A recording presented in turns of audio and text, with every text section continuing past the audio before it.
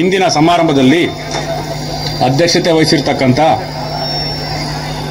KGF ಭಾಗದ ಶಾಸಕರು ಮತ್ತು ರಾಜ್ಯ ಕರಕುಶಲ ಅಭಿವೃದ್ಧಿ ನಿಗಮ ನೇಮಕ ಇವರ ಅಧ್ಯಕ್ಷರಾದ ಡಾಕ್ಟರ್ ರೂಪಕಲಾ ಶಶಿಧರ್ ಮೇಡಮ್ ಅವರೇ, ಮುನ್ಸಿಪಲ್ ಕಮಿಷನರ್ ಶ್ರೀ ಪವನ್ ಕುಮಾರ್ ಅವರೇ, ತಹಶೀಲ್ದಾರ್ ಮೇಡಮ್ ನಾಗವೇಣಿ ಅವರೇ ಹಾಗೂ ವೇದಿಕೆ ಮೇಲಿರ್ತಕ್ಕಂಥ ಎಲ್ಲ ತಾಲೂಕಾ ಮಟ್ಟದ ಅಧಿಕಾರಿಗಳೇ, ಎಲ್ಲ ಗಣ್ಯರೇ, ಅಧಿಕಾರಿಗಳೇ, ಸೋದರ ಸೋದರಿಯರೇ, ವಿದ್ಯಾರ್ಥಿಗಳೇ, ಇಂದು ನಾವು ಗಣರಾಜ್ಯೋತ್ಸವವನ್ನು ಸಂಭ್ರಮ ಮತ್ತು ಸಡಗರದಿಂದ ಆಚರಿಸುತ್ತಿದ್ದೇವೆ.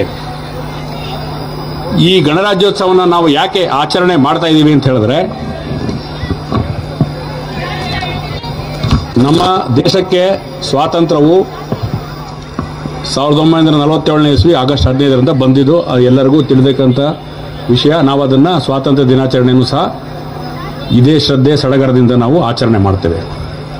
ಹಾಗಾದರೆ ಗಣರಾಜ್ಯೋತ್ಸವ ಆಚರಣೆ ಅನ್ನೋದು ಯಾಕೆ ಮಾಡ್ತೀವಿ ಅನ್ನೋದರಿಂದ ಒಂದು ಹಿನ್ನೆಲೆ ತಿಳ್ಕೊಳ್ಬೇಕಾದ ಅಗತ್ಯತೆ ಇದೆ. ನಮ್ಮ ದೇಶದ ಅಂದಿನ ಸಂದರ್ಭದಲ್ಲಿ ನಮ್ಮ ದೇಶಕ್ಕೆ ನಮ್ಮದೇ ಆದ ಸಂವಿಧಾನವನ್ನು ರಚನೆ ಮಾಡ್ಕೋಬೇಕು, ಸಂವಿಧಾನವನ್ನು ನಮಗೆ ನಾವೇ ಕೊಡುಗೆ ಮಾಡ್ಕೋಬೇಕು ಅನ್ನೋಕ್ಕೆ ಎಲ್ಲ ಅಂದು ಇದ್ದಂಥ ಎಲ್ಲ ಹಿರಿಯ ಮುಖಂಡರುಗಳು ಒಂದು ತೀರ್ಮಾನ ಮಾಡಿ ಕಾನ್ಸ್ಟಿಟ್ಯೂಯೆಂಟ್ ಅಸೆಂಬ್ಲಿ ಅಂತ ಎಲೆಕ್ಷನ್ ಆಗ್ತದೆ. ಕಾನ್ಸ್ಟಿಟ್ಯೂಯೆಂಟ್ ಅಸೆಂಬ್ಲಿ ಎಲೆಕ್ಷನ್ ಆಗ್ತದೆ. ಆ ಎಲೆಕ್ಷನ್ನಲ್ಲಿ ಒಟ್ಟು 389 ಜನ ಆಯ್ಕೆಯಾಗಿ ಕಾನ್ಸ್ಟಿಟ್ಯೂಯೆಂಟ್ ಅಸೆಂಬ್ಲಿ ರಚನೆ ಆಗ್ತದೆ. ಅದು ಪ್ರಪ್ರಥಮವಾಗಿ ರಚನೆ ಆಗೋದು ಡಿಸೆಂಬರ್ 6, 1946ನೇ ಇಸ್ವಿ. ಆದರೆ ಅದು ಪ್ರಥಮವಾಗಿ ಸಭೆಯನ್ನು ಅಂದರೆ ಕಾನ್ಸ್ಟಿಟ್ಯೂಯೆಂಟ್ ಅಸೆಂಬ್ಲಿ ಸೆಷನ್ ಅಂತ ಏನು ಹೇಳ್ತೀವಲ್ಲ, ಮೊದಲನೇ ಸೆಷನ್ ಸ್ಟಾರ್ಟ್ ಆಗಿದ್ದು 9/12/1946ನೇ ಇಸ್ವಿಯಂದು. ಆ ದಿನದಂದು ಸಂವಿಧಾನ ಸಭೆ ಅಂತ ನಾವೇನು ಹೇಳ್ತೀವಿ, ಕಾನ್ಸ್ಟಿಟ್ಯೂಯೆಂಟ್ ಅಸೆಂಬ್ಲಿನ, ಅದರಲ್ಲಿ ಸಂವಿಧಾನ ಯಾವ ಥರ ಇರಬೇಕು ಅನ್ನೋದನ್ನು ಚರ್ಚೆ ಮಾಡಲಿಕ್ಕೆ ಸ್ಟಾರ್ಟ್ ಮಾಡ್ತಾರೆ. ಈ ರೀತಿ ಒಟ್ಟು 11 ಸೆಷನ್, 165 ದಿನಗಳಲ್ಲಿ 11 ಸೆಷನ್ನಲ್ಲಿ ಚರ್ಚೆ ಮಾಡ್ತಾರೆ. ಹಾಗಾಗಿ ನಮ್ಮ ಭಾರತ ದೇಶದ ಸಂವಿಧಾನದ ರಚನಾ ಸಮಿತಿ ಅಧ್ಯಕ್ಷರಾಗಿ ಡಾಕ್ಟರ್ BR ಅಂಬೇಡ್ಕರ್ ಅವರು ಸಹ ಅದರಲ್ಲಿ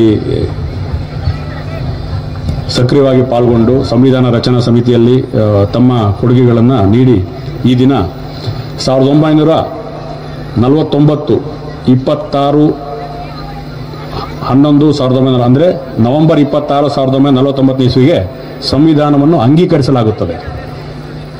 ನವೆಂಬರ್ 26, 1949. 26 ಜನವರಿ 1950ನೇ ಇಸ್ವಿಗೆ ಸಂವಿಧಾನವನ್ನು ಜಾರಿಗೆ ತರ್ತಾರೆ.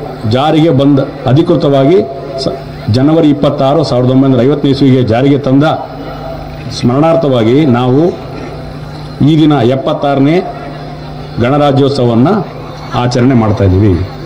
ನಮ್ಮ ಒಂದು ಸಾರ್ವಭೌಮ ಪ್ರಜಾಸತ್ತಾತ್ಮಕ ರಾಷ್ಟ್ರವಾಗಿ ಸಂವಿಧಾನವನ್ನು ನಮಗೆ ನಾವು ಅರ್ಪಿಸಿಕೊಂಡು ನಮ್ಮಿಂದ ನಮಗಾಗಿ ನಮಗೋಸ್ಕರ, ಅಂದರೆ ಜನರಿಂದ ಜನರಿಗಾಗಿ ಜನರಿಗೋಸ್ಕರ, for the people, by the people, to the people ಅಂತ ಏನು ಹೇಳ್ತೀವಿ, ಅದ್ರ ಪ್ರಕಾರ ನಾವು ಸಂವಿಧಾನವನ್ನು ನಮಗೆ ನಾವೇ ಕೊಡುಗೆ ಅರ್ಪಿಸಿಕೊಂಡು ಅದರ ಹಿನ್ನೆಲೆಯಲ್ಲಿ, ಅದರ ಅಡಿಯಲ್ಲಿ ನಾವೆಲ್ಲ ಈ ದಿನ ಈ ಸಂದರ್ಭದಲ್ಲಿ ನಮಗೆ ಏನು ಇಲ್ಲಿ ಒಂದು ವ್ಯವಸ್ಥೆಗಳಿದ್ದಾವೆ, ರೈಟ್ ಫ್ರಮ್ ಎಲ್ಲ ಭಾರತದ ರಾಷ್ಟ್ರಪತಿಯಿಂದ ಹಿಡಿದು ಕೊನೆಯ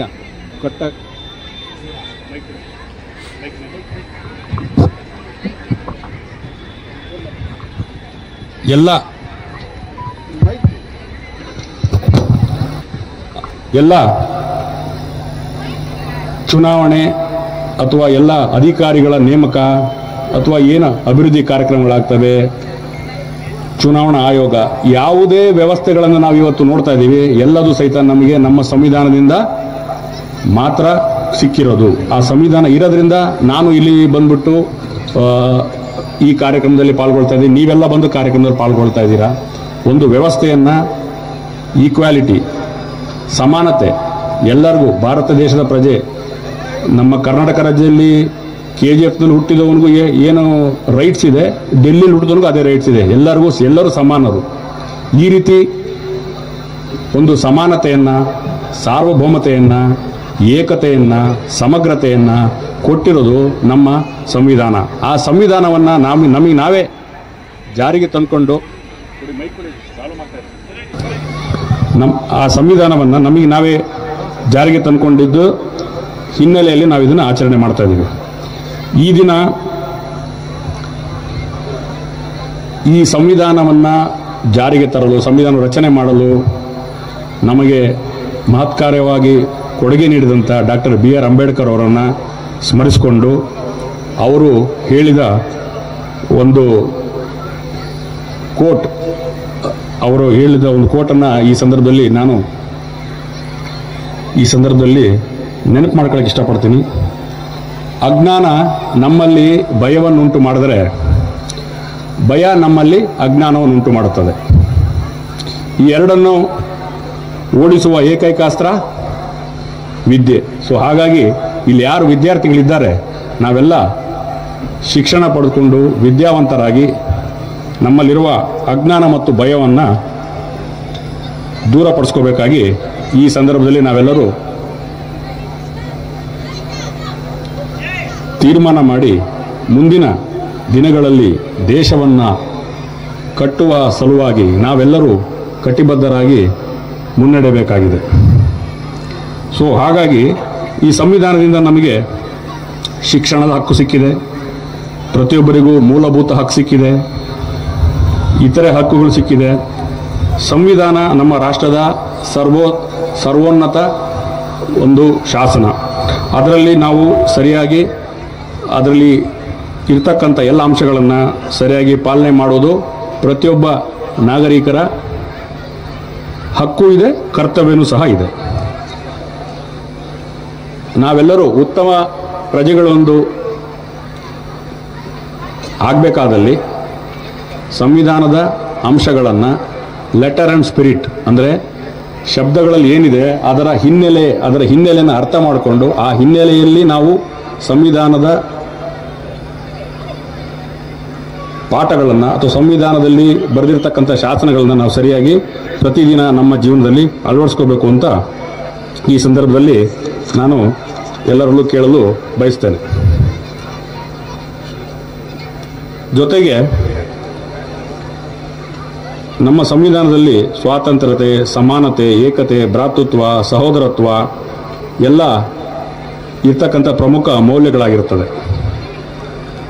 ಇಂಥ ಮೌಲ್ಯಗಳನ್ನು ನೀಡಿದ ಸಂವಿಧಾನ ಜಾರಿಗೆ ಬಂದ ದಿನದ ಈ ರಾಷ್ಟ್ರೀಯ ಹಬ್ಬವು ದೇಶದ ಏಕತೆ ಮತ್ತು ಹೆಮ್ಮೆಯನ್ನು ಕಾಪಾಡಿಕೊಳ್ಳಲು ಎತ್ತಿ ಹಿಡಿಯಲು ಮೆಲುಕು ಹಾಕಲು ನಮಗೆಲ್ಲರಿಗೂ ಅವಕಾಶ ನೀಡಿದೆ. ಇದೇ ಮಂತ್ರವನ್ನು ನಾವೆಲ್ಲರೂ ಸಹ ಜಪಿಸುತ್ತಾ ಸದಾ ನೆನಪಲ್ಲಿಟ್ಕೊಂಡು ಚೆನ್ನಾಗಿ ಓದಿ ಈ ದೇಶವನ್ನು ಇನ್ನಷ್ಟು ಸುಸ್ಥಿತಿಯ ಕಡೆಗೆ ಕೊಂಡೊಯ್ಯೋಣ ಎಂದು ಈ ಸಂದರ್ಭದಲ್ಲಿ ಹೇಳಲು ಇಷ್ಟಪಡ್ತೇನೆ.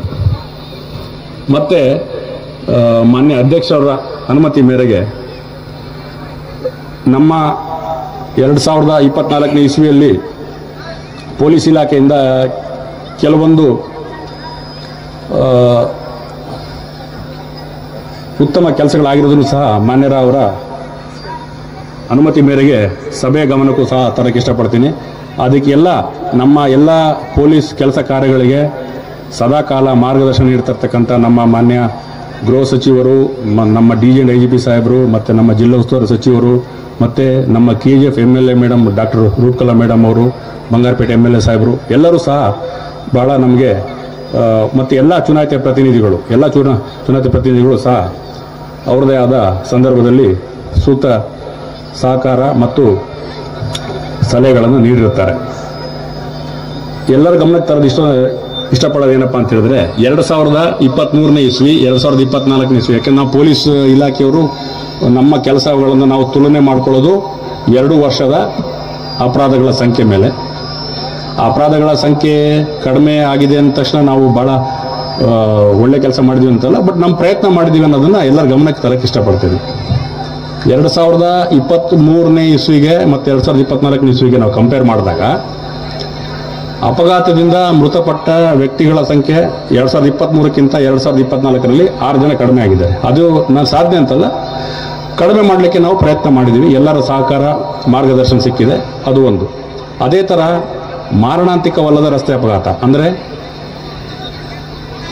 ರಸ್ತೆ ಅಪಘಾತದಲ್ಲಿ ಗಾಯಾಳುಗಳ ಸಂಖ್ಯೆ ಅಂದರೆ ಬರೀ ಗಾಯ ಅಂದರೆ ಮೃತರಾಗಿಲ್ಲ, ಅದು ಸಹಿತ ಒಂದು 30 ಸಂಖ್ಯೆ ಕಡಿಮೆ ಆಗಿದೆ. ಅದೇ ಥರ ಹಲ್ಲೆ ಪ್ರಕರಣ ಸಹಿತ ಒಂದು 30 ಕಡಿಮೆ ಆಗಿದೆ 2024 ಇಸ್ವಿಯಲ್ಲಿ. ಅದೇ ಥರ ಗುಂಪು ಗಲಭೆ ಪ್ರಕರಣಗಳು ಸಹಿತ ಒಂದು 20 ಪ್ರಕರಣ ಕಡಿಮೆ ಆಗಿದೆ.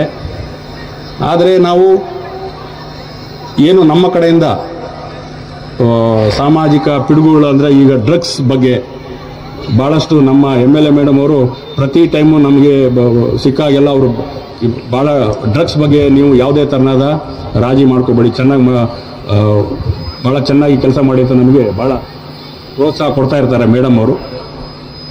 ಅವರ ಎಲ್ಲ ಪ್ರೋತ್ಸಾಹ ಎಲ್ಲ ಮಾರ್ಗದರ್ಶನದಲ್ಲಿ ನಮ್ಮ ಇಲಾಖಾ ಹಿರಿಯ ಮೇಲಾಧಿಕಾರಿಗಳ ಮಾರ್ಗದರ್ಶನದಲ್ಲಿ ಎಲ್ಲ ನಮ್ಮ ಗೃಹ ಸಚಿವರನ್ನು ಒಳಗೊಂಡಂತೆ ಎಲ್ಲ ಈ ಹಿರಿಯ ಅಧಿಕಾರಿಗಳ ಮಾರ್ಗದರ್ಶನದಲ್ಲಿ ನಾವು 2023ನೇ ಇಸ್ವಿಗಿಂತ 2024ನೇ ಇಸ್ವಿಯಲ್ಲಿ 35 kg ಗಾಂಜಾವನ್ನು ಹೆಚ್ಚಿಗೆ ನಾವು ವಶಪಡಿಸ್ಕೊಂಡಿದ್ದೀವಿ.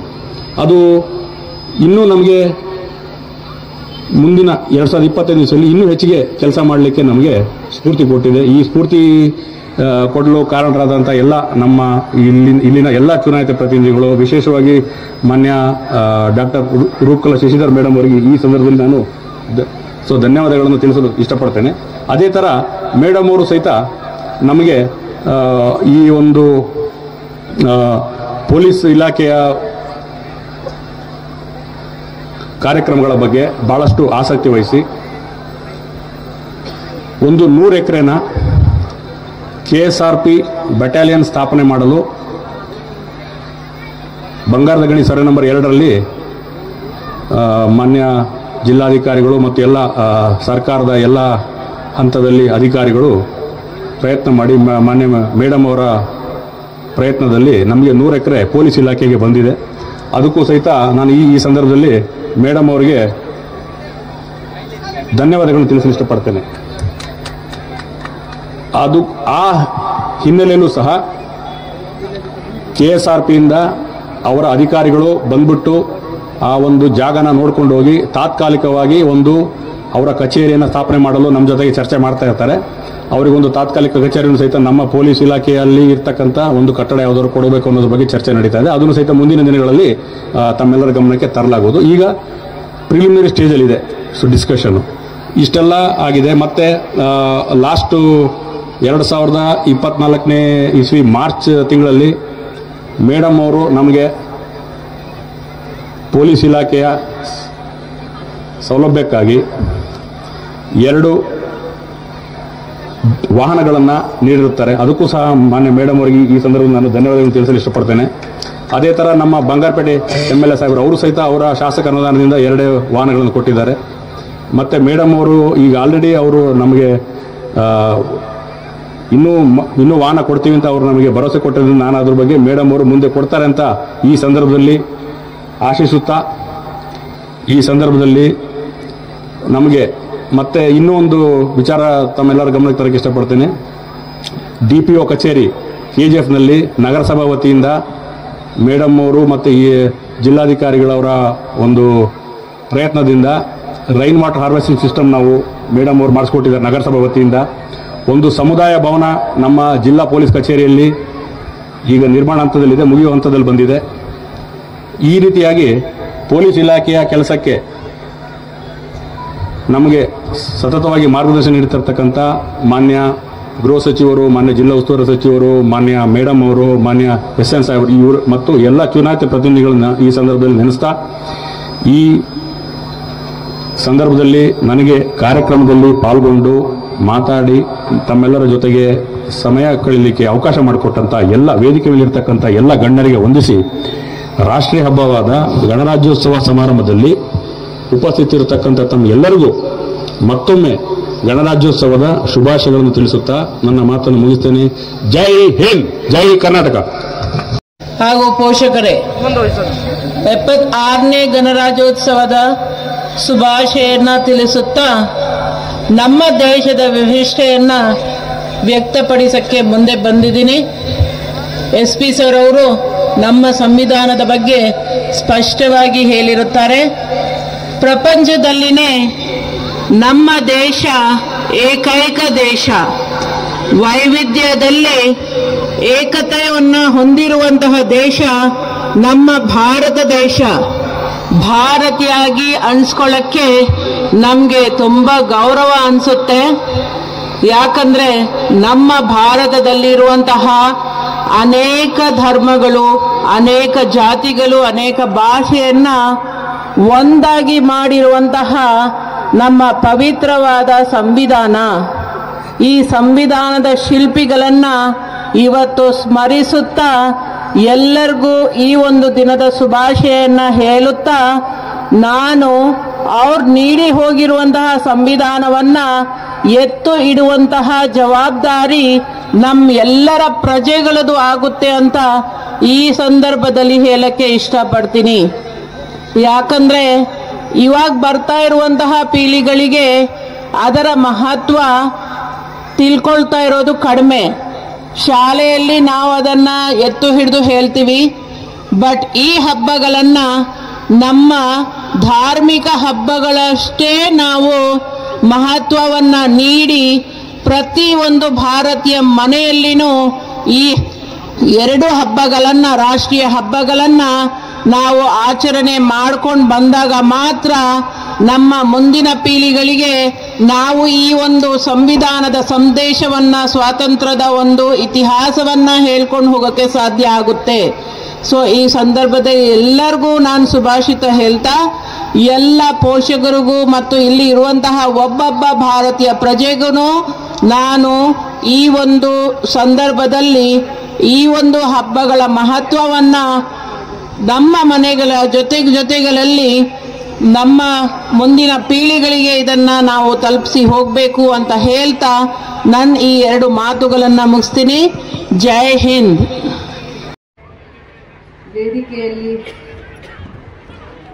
ವೇದಿಕೆಯಲ್ಲಿ ಅಲಂಕರಿಸಿರುವ ಗಣ್ಯರು, ವೇದಿಕೆಯ ಮುಂಭಾಗದಲ್ಲಿರುವಂತಹ ವಿದ್ಯಾರ್ಥಿಗಳು, ಶಿಕ್ಷಕರು, ಪೋಷಕರು, ಎಲ್ಲ ಗಣ್ಯರಿಗೂ ಇವತ್ತು 76ನೇ ಗಣರಾಜ್ಯೋತ್ಸವದ ಶುಭಾಶಯಗಳನ್ನು ಕೋರುತ್ತಾ, ಪ್ರತಿಯೊಬ್ಬ ಭಾರತೀಯರಾದ ನಾವು ಹೆಮ್ಮೆಯಿಂದ ಆಚರಿಸುವ ಸಂವಿಧಾನ ದಿನ ಇದು.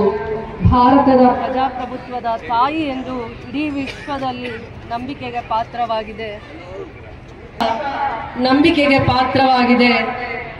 India is a motherland of democratic system.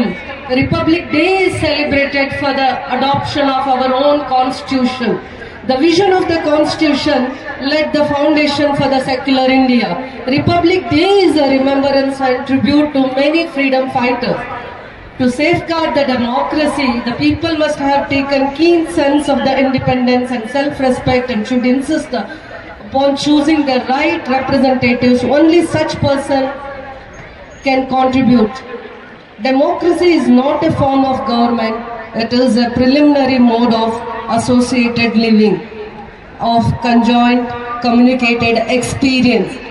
ಏನು ಗಣರಾಜ್ಯೋತ್ಸವ, ನಾವು ಬ್ರಿಟಿಷರ ಆಳ್ವಿಕೆಯಲ್ಲಿದ್ದ ನಾವು ಸ್ವತಂತ್ರ ಪಡೆದ ನಂತರ ನಮ್ಮದೇ ಆದ ಸಂವಿಧಾನದ ಕೊರತೆಯ ಅನುಭವ.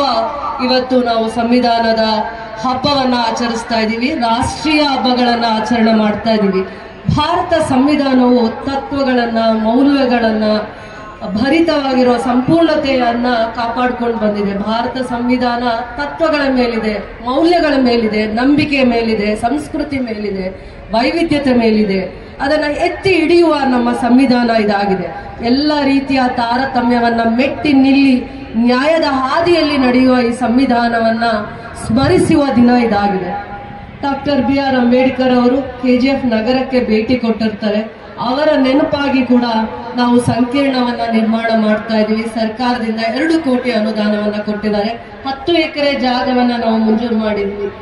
8 ಎಕರೆ ಜಾಗವನ್ನ ಸುವರ್ಣ ಭವನದ ಮುಂದೆ ಮಂಜೂರು ಮಾಡಿದೀವಿ. 8 ಎಕರೆ. ಬಹಳ ಹೆಮ್ಮೆಯಿಂದ ಹೇಳಲಿಕ್ಕೆ ಇಷ್ಟಪಡ್ತೀನಿ, ಸರ್ಕಾರ 2 ಕೋಟಿ ಅನುದಾನ ಸಂಕೀರ್ಣವನ್ನ ಮಾಡಲಿಕ್ಕೆ, ನಿರ್ಮಾಣ ಮಾಡಲಿಕ್ಕೆ ಅವಕಾಶ ಮಾಡಿಕೊಟ್ಟಿದ್ದಾರೆ. ಇನ್ನು ಹಂತ ಹಂತವಾಗಿ ಅನುದಾನವನ್ನ ತಂದು ಅಂಬೇಡ್ಕರ್ ಅವರ ಸಂಕೀರ್ಣವನ್ನ ವಿದ್ಯಾರ್ಥಿಗಳಿಗೆ ಅನುಕೂಲ ಆಗೋ ರೀತಿಯ ಮಟ್ಟಕ್ಕೆ ನಾನು ಅದನ್ನ ಬೆಳೆಸ್ತೀನಿ ಅಂತ ಹೇಳಲಿಕ್ಕೆ ಇಷ್ಟಪಡ್ತೀನಿ. ಅದೇ ಅಲ್ಲದೆ ನಾನು KC ರೆಡ್ಡಿ ಅವರ ಹುಟ್ಟಿದ ಊರಿನಲ್ಲಿ ಕ್ಯಾಸಂಬಳ್ಳಿಯಲ್ಲಿ ನಾವು 20 ಕೋಟಿ ಅನುದಾನದಲ್ಲಿ ಮುರಾರ್ಜಿ ಶಾಲೆಯನ್ನು ನಮ್ಮ ಸರ್ಕಾರ ಮಂಜೂರು ಮಾಡಿದೆ. ನಮ್ಮ ರಾಜ್ಯ ಸರ್ಕಾರದ ಒಂದು ಅನುದಾನದಲ್ಲಿ 20 ಕೋಟಿ ಅನುದಾನದಲ್ಲಿ ಮೊರಾರ್ಜಿ ದೇಸಾಯಿ ರೆಸಿಡೆನ್ಷಿಯಲ್ ಸ್ಕೂಲ್ಸ್ ಶೈಕ್ಷಣಿಕ ಹೆಚ್ಚಿನ ಆದ್ಯತೆಯನ್ನ ಕೊಡ್ತಾ ಬರುವಂತ ನಿಟ್ಟಿನಲ್ಲಿ ಅವರ ನೆನಪಲ್ಲಿ ಯಾವುದಾದ್ರೂ ಒಂದು ಶೈಕ್ಷಣಿಕವಾಗಿರುವಂತ ಒಂದು ರೆಸಿಡೆನ್ಷಿಯಲ್ ಸ್ಕೂಲ್ ಅನ್ನ ಮಾಡಬೇಕು ಅಂತಂದಾಗ ನನ್ನ ಆಲೋಚನೆಗೆ ಬಂದಿದ್ದು. ಕಂದಾಯ ಇಲಾಖೆನೂ ಕೂಡ ಅದಕ್ಕೆ ಜಾಗ ಸೂಕ್ತವಾಗಿರುವಂತ ಜಾಗ 6 ಎಕರೆ ಜಾಗವನ್ನ ಕೊಟ್ಟಿದ್ದಾರೆ, 8 ಎಕರೆ ಜಾಗವನ್ನ ಕೊಟ್ಟಿದ್ದಾರೆ ಮೊರಾರ್ಜಿ ದೇಸಾಯಿ ಸ್ಕೂಲ್ಗೂ ಕೂಡ. ಅದನ್ನ ಬಹಳ ಹೆಮ್ಮೆಯಿಂದ ಹೇಳ್ತೀನಿ. ಈಗಾಗಲೇ ನಮಗೆ 2 ಮೊರಾರ್ಜಿ ದೇಸಾಯಿ ಶಾಲೆಗಳಿದ್ದಾವೆ, ವಸತಿ ಶಾಲೆಗಳಿದ್ದಾವೆ. ಒಂದು ನಗರ ಭಾಗದಲ್ಲಿದೆ, ಇನ್ನೊಂದು ಗ್ರಾಮೀಣ ಭಾಗದಲ್ಲಿದೆ. ಇದು ಕೂಡ KGF ನಗರ ಭಾಗದಿಂದ ಒಂದು 2-3 ಕಿಲೋಮೀಟರ್ ಮುಂದೆ ಹೋದಾಗ ಕ್ಯಾಸಂಬಳ್ಳಿಗೆ ಇದು ಬರುತ್ತೆ. ಬಹಳ ಜನ ವಿದ್ಯಾರ್ಥಿಗೆ 6ನೇ ಕ್ಲಾಸಿಂದ ಹಿಡಿದು 10ನೇ ಕ್ಲಾಸ್ವರೆಗೂ ಉತ್ತಮವಾಗಿರುವಂತ ವಿದ್ಯಾಭ್ಯಾಸಕ್ಕೆ ಅನುಕೂಲ ಆಗುವ ನಿಟ್ಟಿನಲ್ಲಿ ಈ ಭಾಗದಲ್ಲಿ ಗಡಿ ಭಾಗ ಮತ್ತೆ ಗ್ರಾಮೀಣ ಪ್ರದೇಶ ಮತ್ತೆ ನಗರ ಭಾಗದಲ್ಲಿರುವಂತ ಮಕ್ಕಳಿಗೆ, ಇಡೀ ಜಿಲ್ಲೆಯ ಮಕ್ಕಳಿಗೆ ಯೋಗ್ಯವಾಗಿರುವಂತ ವಿದ್ಯಾ ಸವಲತ್ತು ಮತ್ತೆ ಅವರಿಗೆ ಬೇಕಾಗಿರುವಂತ ಸ್ಕೂಲು ಇನ್ಫ್ರಾಸ್ಟ್ರಕ್ಚರ್ಗೆ ಯೋಗ್ಯವಾಗಿರುವಂತ ಎಲ್ಲ ಸೌಕರ್ಯಗಳನ್ನು ಸರ್ಕಾರ 20 ಕೋಟಿ ಅನುದಾನದಲ್ಲಿ ಮಾಡೋದ್ರಿಂದ ಇದು ಕೂಡ ಒಂದು ಹೆಮ್ಮೆಯ ವಿಚಾರ ಆಗಿದೆ. ಮತ್ತೆ ನಗರ ಭಾಗದಲ್ಲಿ ಪದವಿ ಪೂರ್ವ ಕಾಲೇಜಿನ ಆವರಣದಲ್ಲಿ PU ಕಾಲೇಜ್ ಇದೆ. ಆ ಕಾಲೇಜಿಗೆ ಕೂಡ ನಾವು ಬೇರೆ CSR ಫಂಡ್ ಅನ್ನು ಕೂಡ ಒಂದು 4 ಕೋಟಿಯಷ್ಟು ಅನುದಾನವನ್ನ ತಂದು ಅದನ್ನ ನಾವು ಕರ್ನಾಟಕ ಪಬ್ಲಿಕ್ ಸ್ಕೂಲಲ್ಲಿ ಎಷ್ಟು ನಗರ ಭಾಗದಲ್ಲಿ ಶಾಲೆಗಳಿದಾವೆ ಅದನ್ನ ನಗರ ಭಾಗದಲ್ಲಿರುವಂತ ಎಲ್ಲ ಶಾಲೆಗಳನ್ನ ಒಂದೇ ಹತ್ರ ಶೆಲ್ಟರ್ ಕೊಟ್ಟು ಆ ಮಕ್ಕಳಿಗೆ ಹೈಸ್ಕೂಲು ಮತ್ತೆ PU ಮಕ್ಕಳಿಗೆ ಒಂದು ಒಳ್ಳೆಯ ರೀತಿಯ ಉತ್ತಮವಾಗಿರುವಂತಹ ಎಜುಕೇಶನ್ ಅಂದ್ರೆ ಸ್ಮಾರ್ಟ್ ಕ್ಲಾಸಸ್ ನ ಮಾಡುವಂತ ದೂರದೃಷ್ಟಿಯಿಂದ ಇನ್ಫೋಸಿಸ್ ನ ನಾವು CSR ಆಕ್ಟಿವಿಟಿಯಲ್ಲಿ 4 ಕೋಟಿ ಅನುದಾನವನ್ನ ತರಲಿಕ್ಕೆ ಯಶಸ್ವಿಯಾಗಿದ್ದೀವಿ. ಬರುವ ಮುಂದಿನ ದಿನದಲ್ಲಿ ಅದರ ಎಲ್ಲ ಪ್ಲಾನ್ ಮಾಡಿದ್ದಾರೆ, DPR ಮಾಡಿದ್ದಾರೆ. ಹಂತ ಹಂತವಾಗಿ ಎಜುಕೇಶನ್ಗೆ ನಾನು ಎಷ್ಟು ಶೈಕ್ಷಣಿಕ ಸುಧಾರಣೆಗಳನ್ನು ತರಲಿಕ್ಕೆ ನಾನು ಹಂತ ಹಂತವಾಗಿ ನನ್ನ ಪ್ರಯತ್ನವನ್ನ ಮಾಡಿದ್ದೀನಿ. ಅದಾದ್ಮೇಲೆ ನಾವು ಪದವಿ ಕಾಲೇಜುಗಳು ನಗರ ಭಾಗದಲ್ಲಿ ಒಂದಿದೆ, ಗ್ರಾಮೀಣ ಭಾಗದಲ್ಲಿ ಒಂದಿದೆ. NAC ಅಪ್ಗ್ರೇಡ್ ಕೊಟ್ಟ ಆದ್ಮೇಲೆ ಇಡೀ ಜಿಲ್ಲೆಯಲ್ಲಿ ನಾವು 10 ಕೋಟಿ ಅನುದಾನವನ್ನ ತರಲಿಕ್ಕೆ ಅವಕಾಶ ಮಾಡಿಕೊಟ್ಟಕ್ಕೆ ಅವಕಾಶ ಆಯ್ತು. ಇಡೀ ಜಿಲ್ಲೆಯಲ್ಲಿ ಎಲ್ಲಿ ಕೂಡ 10 ಕೋಟಿ ಅನುದಾನನ ತರಲಿಕ್ಕೆ ಆಗ್ಲಿಲ್ಲ. ಆದ್ರೆ KGF ಅಲ್ಲಿರುವಂತ FGC ಮತ್ತೆ ಗ್ರಾಮೀಣ ಭಾಗದಲ್ಲಿ ಗುಟ್ಟಳ್ಳಿಯಲ್ಲಿರುವಂತ ಪದವಿ ಕಾಲೇಜಿಗೆ 10 ಕೋಟಿ ಅನುದಾನವನ್ನ ಮಕ್ಕಳಿಗೆ ಪದವಿ ಯಾವುದೇ ಒಂದು ಪದವಿಯನ್ನ ಮಾಡಲಿಕ್ಕೆ ಅವರಿಗೆ ಮೂಲಭೂತವಾಗಿರುವಂತಹ ಸೌಕರ್ಯಗಳು ಮತ್ತೆ ಶಾಲೆಯಲ್ಲಿ ಸ್ಮಾರ್ಟ್ ಕ್ಲಾಸ್ ರೂಮ್ಸ್ ಎಲ್ಲ ರೀತಿಯ ಅವಶ್ಯಕತೆ, ಆಡಿಟೋರಿಯಂ ಇರ್ಬೋದು ಮತ್ತೆ ಅವರಿಗೆ ಇಂಟ್ರಾಕ್ಷನ್ ಕ್ಲಾಸಸ್ ಮತ್ತೆ ಅವರಿಗೆ ಆದದ್ದ ಒಂದು ಪ್ರಾಕ್ಟಿಕಲ್ ನಾಲೆಡ್ಜ್ ಬರ್ಲಿಕ್ಕೂ ಕೂಡ ಕೆಲವೊಂದೆಲ್ಲ ಸವಲತ್ತು ಸರ್ಕಾರದಿಂದ ಬಹಳ ಕೊರತೆ ಇದ್ದಿದ್ದ ಸಂದರ್ಭದಲ್ಲಿ ಪ್ರತಿ ಹಂತದಲ್ಲೂ ನಾವು ಅವರ ಜೊತೆ ನಾವು ಸಂಪರ್ಕ ಇದ್ದಾಗ ನಮಗೆ ಅವರ ಸಂಪರ್ಕ ಒಡನಾಟದಿಂದ ಶಾಲೆ ಮತ್ತೆ ಕಾಲೇಜು ಮತ್ತೆ ಪದವಿ ಕಾಲೇಜ್ಗೆ ಯಾವ ರೀತಿ ಶಿಕ್ಷಣಕ್ಕೆ ಒತ್ತು ಕೊಡಬೇಕು, ಗ್ರಾಮೀಣ ಭಾಗದ ಪ್ರತಿಭೆಗೆ ಮತ್ತೆ ಅಲ್ಲಿ ಓದುವಂತ ಮಕ್ಕಳಿಗೆ ಸಹಕಾರ ನೀಡಬೇಕು ಅಂತ ದೂರದೃಷ್ಟಿಯಿಂದ ಇಂಥ ಒಂದು ಪ್ರಯತ್ನದಲ್ಲಿ ವಿಶೇಷವಾಗಿ KGF ಕ್ಷೇತ್ರಕ್ಕೆ 10 ಕೋಟಿ ಅನುದಾನವನ್ನ NAC B ಗ್ರೇಡ್ ಬಂದ ಆದ್ಮೇಲೆ ನಮ್ಗೆ ಈ ಅನುದಾನವನ್ನ ತರಲಿಕ್ಕೆ ಅವಕಾಶ ಆಗಿದ್ದು. ಇದು ಕೇಂದ್ರ ಸರ್ಕಾರದಿಂದ ಬಂದಿರುವಂತ PM ಉಷಾ ಗ್ರಾಂಟ್. ಇದು ಇಂಥದನ್ನ ತರಲಿಕ್ಕೂ ನಮ್ಮ ಇಡೀ ಜಿಲ್ಲೆಯಲ್ಲಿ ನನ್ನ ಕ್ಷೇತ್ರದಲ್ಲಿ 2 ಕಾಲೇಜ್ ಯಶಸ್ವಿ ಆಗಿರೋದು ಹೆಮ್ಮೆಯ ವಿಚಾರ.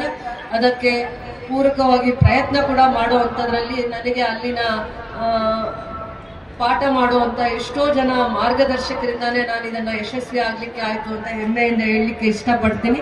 ಕಾಲೇಜಿಗೆ ಉತ್ತಮವಾಗಿರುವಂತಹ ಶಿಕ್ಷಣಕ್ಕೆ ನಮ್ಗೆ ಅನುದಾನ ಸಿಕ್ಕಿರೋದ್ರ ಬಗ್ಗೆ ಹೆಮ್ಮೆ ಇದೆ.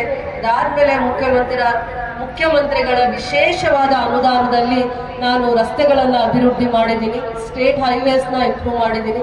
ಆಲದ ಮರ ಇಂದ ಹಿಡಿದು ಕಂಸಂದ್ರ ಮಾರ್ಗವಾಗಿ ವಿಕೋಟವರೆಗೂ ಒಂದು ಸ್ಟೇಟ್ ಹೈವೇ, ಅದಾದ್ಮೇಲೆ ಆಲದ ಮರ ಆದ್ಮೇಲೆ ಪೈಲಟ್ಸ್ ಮಾರ್ಗವಾಗಿ ಇಲ್ಲಿ ಸಂಧಾನ ಇಂದ ಕೆಂಪಾಪುರ ರಸ್ತೆವರೆಗೂ ಕೂಡ ಅಲ್ಲೂ ಕೂಡ ಸ್ಟೇಟ್ ಹೈವೇ, ಗಡಿವರೆಗೂ ನಾನು ಸ್ಟೇಟ್ ಹೈವೇ ಮಾಡಿದ್ದೀನಿ.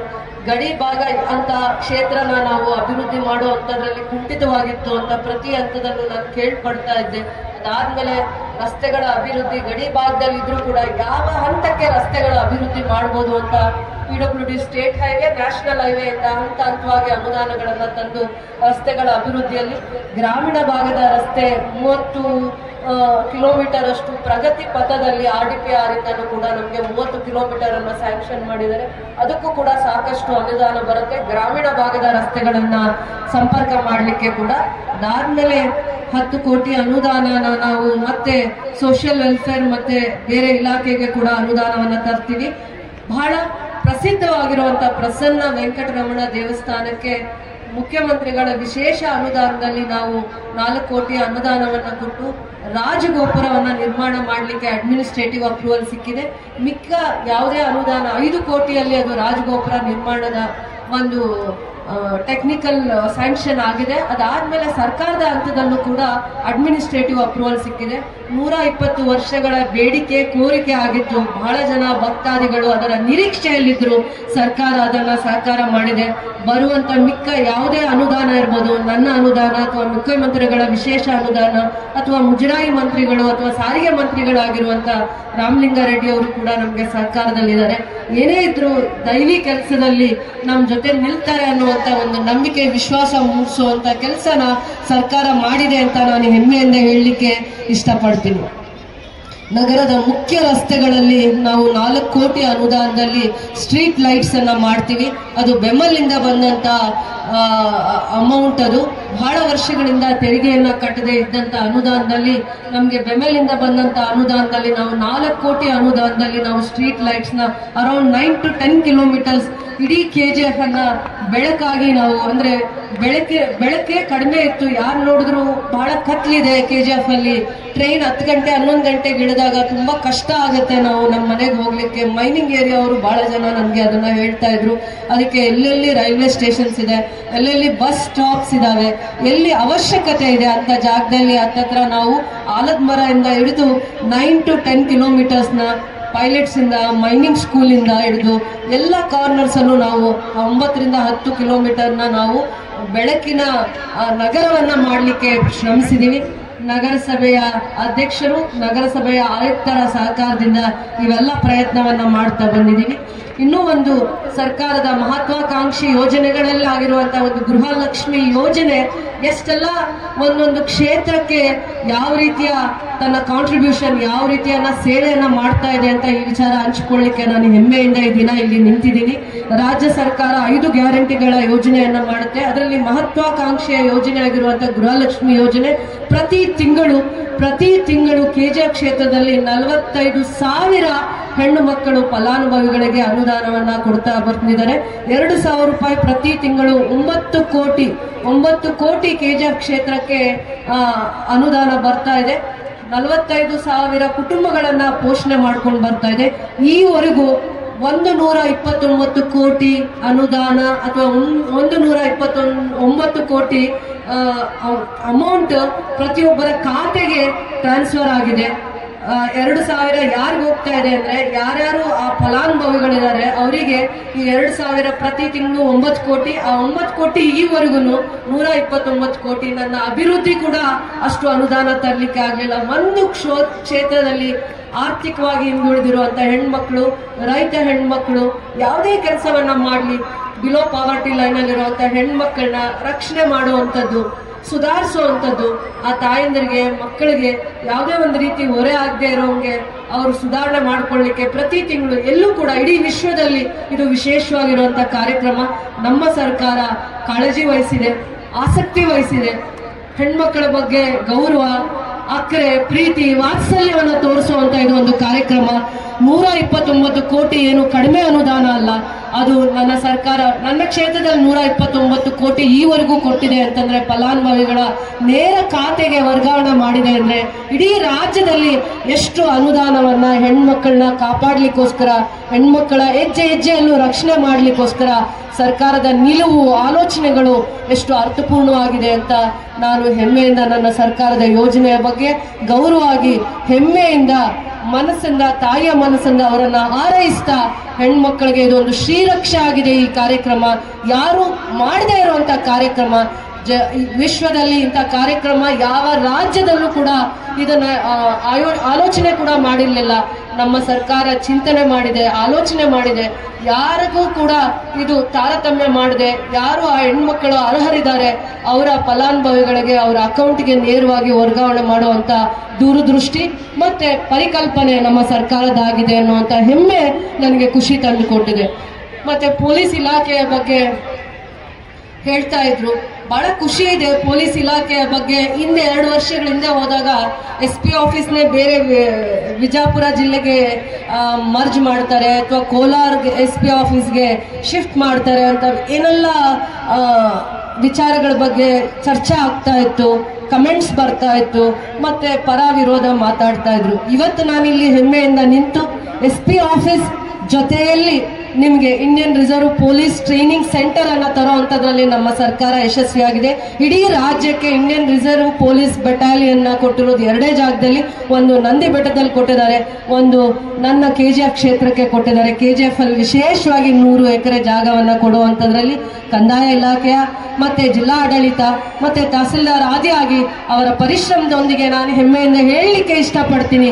100 ಎಕರೆ ಜಮೀನನ್ನ ಕೊಟ್ಟಿದ್ದು ಇಲ್ಲಿನ ವಿದ್ಯಾರ್ಥಿಗಳನ್ನ, ಇಲ್ಲ ಯುವಕರನ್ನ ಪ್ರೋತ್ಸಾಹ ಕೊಡಬೇಕು ಅನ್ನುವಂಥ ದೂರದೃಷ್ಟಿ ಆಗಿತ್ತು, ನನ್ನ ದೂರದೃಷ್ಟಿ ಆಗಿತ್ತು. 100 ಎಕರೆಯಲ್ಲಿ ಪೊಲೀಸ್ ಟ್ರೈನಿಂಗ್ ಅಕಾಡೆಮಿ ಬಂದಾಗ ಏನಾಗುತ್ತೆ, ಇಲ್ಲಿನ ಯುವಕರು ವಿಶೇಷವಾಗಿ ಎಷ್ಟು ಜನಕ್ಕೆ ಟ್ರೈನಿಂಗ್ ಕೊಡ್ತಾರೆ, ಆಲ್ಮೋಸ್ಟ್ ಒಂದು 900ರಿಂದ 1000 ಜನ ಪೊಲೀಸ್ ಟ್ರೈನಿಂಗ್ ಇಲ್ಲಿ ಟ್ರೈನಿಂಗ್ ತಗೊಂತಾರೆ. ಆ ಎಲ್ಲ ಪೊಲೀಸ್ ಟ್ರೈನಿಂಗ್ಗೆ 55ರಿಂದ 60 ಕೋಟಿಯಷ್ಟು ಅನುದಾನನ ಸರ್ಕಾರ ಇಲ್ಲಿ ಇನ್ಫ್ರಾಸ್ಟ್ರಕ್ಚರ್ಗೆ, ಟ್ರೈನಿಂಗ್ಗೆ, ಅವ್ರ ಕೋಚಿಂಗ್ ಕೊಡ್ಲಿಕ್ಕೆ, ಅದಾದ್ಮೇಲೆ ಸರ್ಕಾರ ಕಮಾಂಡೆಂಟ್ಸ್ ಪೋಸ್ಟ್ ಕೂಡ ಮಂಜೂರು ಮಾಡಿದೆ. ರೆವಿನ್ಯೂ ಡಿಪಾರ್ಟ್ಮೆಂಟ್ ಅಲ್ಲಿ ಮತ್ತೆ FD ಅಲ್ಲಿ commandant post, deputy commandant post KGFಗೆ ಮಂಜೂರು ಮಾಡಿದ್ದಾರೆ, ಅಧಿಕೃತವಾಗಿ ಮಂಜೂರು ಮಾಡಿದ್ದಾರೆ. ಇದೆಲ್ಲ ಹೆಮ್ಮೆಯ ವಿಚಾರ. ಇಲ್ಲಿ KGF ಅಂದ್ರೆ ಹಿಂದೆ ಬೇರೆ ಮಾತಾಡ್ತಾ ಇದ್ರು, ಇವತ್ತು KGF ಅಂದ್ರೆ ಒಂದು police battalion training centre, campus ಇದೆ, ಅಕಾಡೆಮಿ ಇದೆ ಅಂತ ನಾನು ಮುಂದಿನ ಯುವಕರು, ವಿದ್ಯಾರ್ಥಿಗಳು, ಎಜುಕೇಟೆಡ್ಸು ಬಂದು ಅದನ್ನ ನೋಡಿ ಇನ್ಸ್ಪೈರ್ ಆಗಿ ಅವ್ರ ಲೈಫಲ್ಲೂ ಕೂಡ ನಾನು ಒಂದಿನ ಕಮಾಂಡೆಂಟ್ ಆಗಬೇಕು, ಪೊಲೀಸ್ ಅಧಿಕಾರಿ ಆಗಬೇಕು, ನಾನು ಕೂಡ ಪೊಲೀಸ್ ಇಲಾಖೆಗೆ ಸರ್ವಿಸ್ ಮಾಡಬೇಕು ಅಂತ ಮುಂದಿನ ಯಂಗರ್ ಜನರೇಷನ್ಗೆ ಆ ಥರದ್ದೊಂದು ಇನ್ಸ್ಪಿರೇಷನ್ ಬರಬೇಕು ಅಂತ ದೂರದೃಷ್ಟಿ ಇಟ್ಕೊಂಡು ನನ್ನ ಸ್ವಾರ್ಥ ಆಗಿತ್ತು 100 ಎಕರೆ ಜಾಗ ಕೊಡಬೇಕು ಅಂತ. ಅದಾದ್ಮೇಲೆ ನನ್ನ ಸರ್ಕಾರದಲ್ಲೇ ಈ ಕಾರ್ಯಕ್ರಮನ ಯಶಸ್ವಿ ಮಾಡಬೇಕು ಅನ್ನುವಂಥ ಒಂದು ಆಲೋಚನೆ, ಚಿಂತನೆ ಇತ್ತು. ಅದಕ್ಕೆ ಸಹಕರಿಸಿರುವಂಥ ಗೃಹ ಮಂತ್ರಿಗಳಿಗೆ ಮತ್ತೆ ಇಂಡಿಯನ್ ರಿಸರ್ವ್ ಪೊಲೀಸ್, ನಾನು ಕರ್ನಾಟಕ ಪೊಲೀಸ್ ಕೇಳಿದ್ರೆ ಇಂಡಿಯನ್ ರಿಸರ್ವ್ ಪೊಲೀಸ್ನ ಕೊಟ್ಟಿದ್ದಾರೆ. ಅಂದ್ರೆ ಭಾರತೀಯ ರಿಸರ್ವ್ ಪೊಲೀಸ್ನ ಕೊಡುವಂಥದ್ರಲ್ಲಿ ನನ್ನ ಗೃಹ ಮಂತ್ರಿಗಳು ನನ್ನ ಆಸೆಗೆ ಯಾವತ್ತೂ ನನ್ನ ಆಸೆಗೆ ಮೀರಿರುವಂತ ಒಂದು ವರವನ್ನ ಕೊಟ್ಟಿದ್ದಾರೆ ಅಂತ ಹೇಳಿದ್ರು ಕೂಡ ತಪ್ಪಾಗ್ಲಿಕ್ಕಾಗಲ್ಲ. ನನ್ನ ಕ್ಷೇತ್ರಕ್ಕೆ 963 ಜನ ಇಲ್ಲಿ ಪೊಲೀಸ್ ಟ್ರೈನಿಂಗ್ ಕೊಡ್ಲಿಕ್ಕೆ ಅವಕಾಶ ಆಗುತ್ತೆ. CRP ಪೊಲೀಸ್ ಅಂದ್ರೆ ಪೊಲೀಸ್ ಟ್ರೈನಿಂಗ್ ಕೊಡ್ಲಿಕ್ಕೆ ಅವಕಾಶ ಆಗುತ್ತೆ. Commandant post, deputy commandant post, assistant commandant ಪೋಸ್ಟ್ನ ಎಲ್ಲ ಸರ್ಕಾರ ಮಂಜೂರು ಮಾಡಿದೆ ಕಳೆದ 3-4 ತಿಂಗಳಲ್ಲಿ. ಇದೊಂದು ಹೆಮ್ಮೆಯ ವಿಚಾರ ಅಂತ ನಾನು ಹೇಳಲಿಕ್ಕೆ ಇಷ್ಟಪಡ್ತೀನಿ.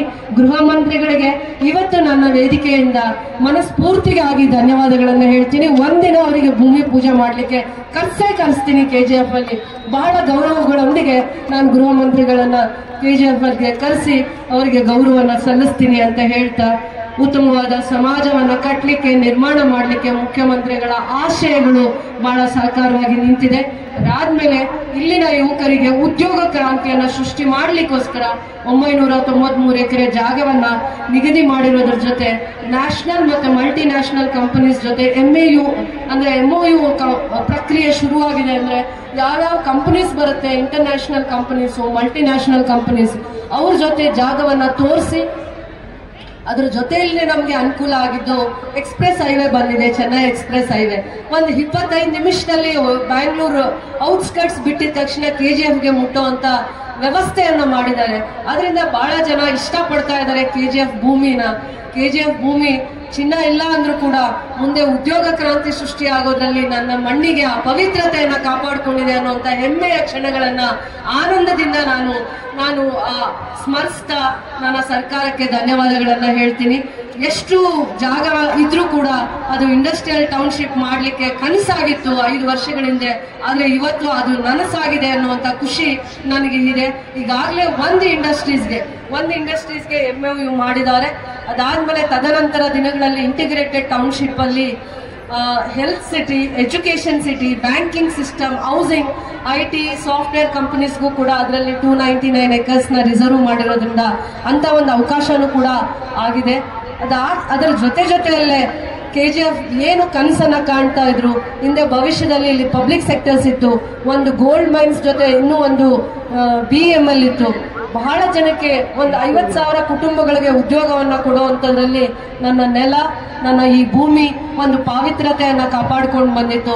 ಅಂತ ಗತ ವೈಭವ ಮತ್ತೆ ಮರಳಿ KGFಗೆ ಬರುವಂತ ಆಶಾದಾಯಕವಾಗಿರುವಂತ ವಾತಾವರಣನ ನನ್ನ ಸರ್ಕಾರ ಸೃಷ್ಟಿ ಮಾಡಿರೋದ್ರಿಂದ ನಾನು ಖಂಡಿತವಾಗೂ ನನ್ನ ಸರ್ಕಾರಕ್ಕೆ ಋಣಿಯಾಗಿದ್ದೀನಿ. ಮತ್ತೆ ನನ್ನ ಕ್ಷೇತ್ರದ ಜನತೆಗೂ ಕೂಡ, ನನಗೆ ಅವಕಾಶ ಮಾಡಿಕೊಟ್ಟ ನನ್ನ ಕ್ಷೇತ್ರದ ಜನತೆಗೂ ಕೂಡ ನಾನು ಋಣಿಯಾಗಿದ್ದೀನಿ.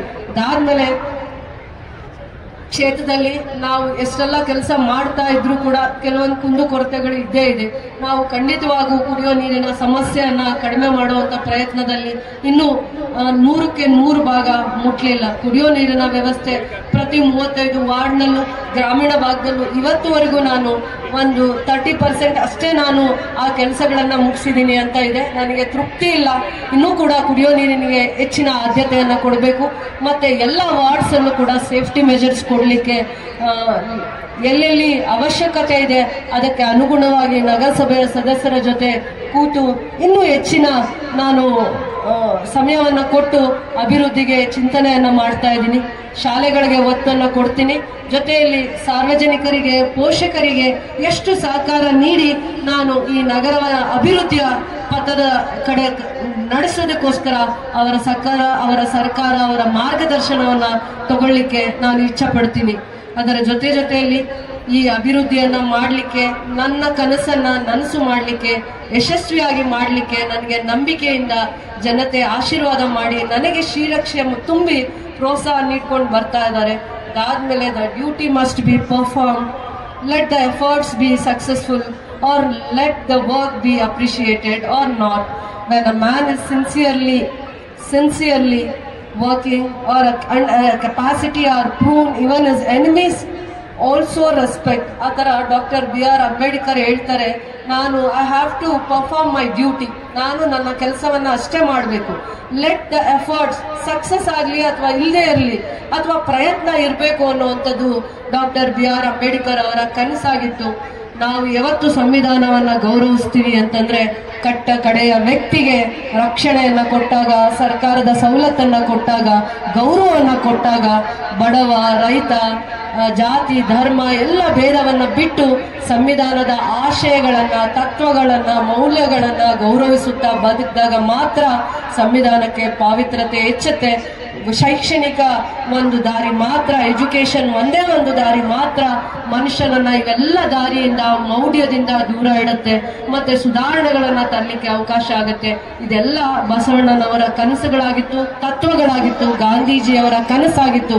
ಗಾಂಧೀಜಿ ಕಂಡ ಕನಸು ಇವತ್ತು ಸಂವಿಧಾನದ ಆಶಯಗಳು ನೆರವೇರಿಸ್ತಾ ಇದೆ ಅಂತ ಖುಷಿ ಪಡ್ತೀವಿ. ನಮಗೆ ಸ್ವತಂತ್ರ ಬರೋ ಪೂರ್ವದಲ್ಲಿ ಈ ರೀತಿಯ ವಾತಾವರಣ ಇರಲಿಲ್ಲ. ಸ್ವತಂತ್ರ ಬಂದ ನಂತರ ದಿನಗಳಲ್ಲಿ ಬದಲಾವಣೆಯನ್ನ ತಂದಿದ್ದೀವಿ. ಎಷ್ಟೆಲ್ಲ ನಮ್ಮನ್ನ ನಾವೇ ಆಳ್ವಿಕೆಯನ್ನ ಮಾಡಿಕೊಳ್ಳುವಂತ ವ್ಯವಸ್ಥೆಯಲ್ಲಿ ಸುಧಾರಣೆಗಳನ್ನ ತಂದಿದ್ದೀವಿ.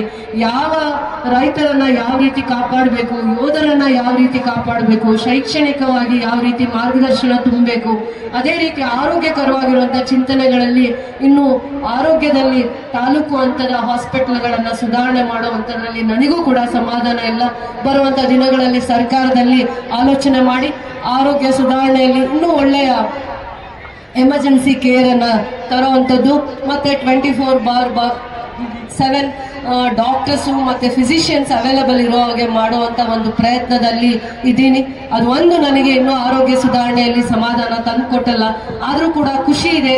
ಇದು ರಾಷ್ಟ್ರೀಯ ಹಬ್ಬಗಳು, ಸರ್ಕಾರದ ಒಂದು ಹಬ್ಬ ಯಾವ ರೀತಿ ಆಚರಣೆ ಮಾಡಬೇಕು ಅಂತಂದ್ರೆ ಅದಕ್ಕೆ ಅರ್ಥಪೂರ್ಣವಾಗಿ ಶಾಲಾ ಶಿಕ್ಷಕರು, ಪೋಷಕರು ತಮ್ಮ ಮಕ್ಕಳಿಗೆ ಇದೊಂದು ಹಬ್ಬ, ಇದೊಂದು ಯಾವ ರೀತಿಯ ಆಚರಣೆ ಮಾಡಬೇಕು ಅನ್ನೋದಕ್ಕೆ ಪ್ರೋತ್ಸಾಹ ತುಂಬಲಿಕ್ಕೆ ಬಂದಿರುವಂತ ಎಲ್ಲ ಪೋಷಕರಿಗೂ, ಶಿಕ್ಷಕರಿಗೂ, ಇವತ್ತು ಈ ಹಬ್ಬವನ್ನ ಅರ್ಥಪೂರ್ಣವಾಗಿ ಆಚರಿಸಲಿಕ್ಕೆ ಬಂದಿರುವಂತ ಎಲ್ಲ ಶಾಲೆಗಳಿಂದ ಬಂದಿರುವಂತ ಮಕ್ಕಳಿಗೂ ಕೂಡ ನನ್ನ ಹೃದಯಪೂರ್ವಕವಾದ ಧನ್ಯವಾದಗಳನ್ನ ಹೇಳ್ತಾ, ವೇದಿಕೆಯಲ್ಲಿ ಗೌರವವಾಗಿರುವಂತಹ ನಗರಸಭೆ ಸದಸ್ಯರು, ಪೋಷಕರು, ಈ ಕಾರ್ಯಕ್ರಮನ ಯಶಸ್ವಿ ಆಗಲಿಕ್ಕೆ ಜವಾಬ್ದಾರಿ ತಗೊಂಡಿರುವಂತಹ ಎಲ್ಲ ಇಲಾಖೆಯ ಅಧಿಕಾರಿಗಳಿಗೂ ಹೃದಯಪೂರ್ವಕವಾದ ಧನ್ಯವಾದಗಳನ್ನ ಹೇಳ್ತಾ, ಜೈ ಹಿಂದ್, ಜೈ ಭಾರತ್ ಮಾತಾ, ಜೈ ಭೀಮ್.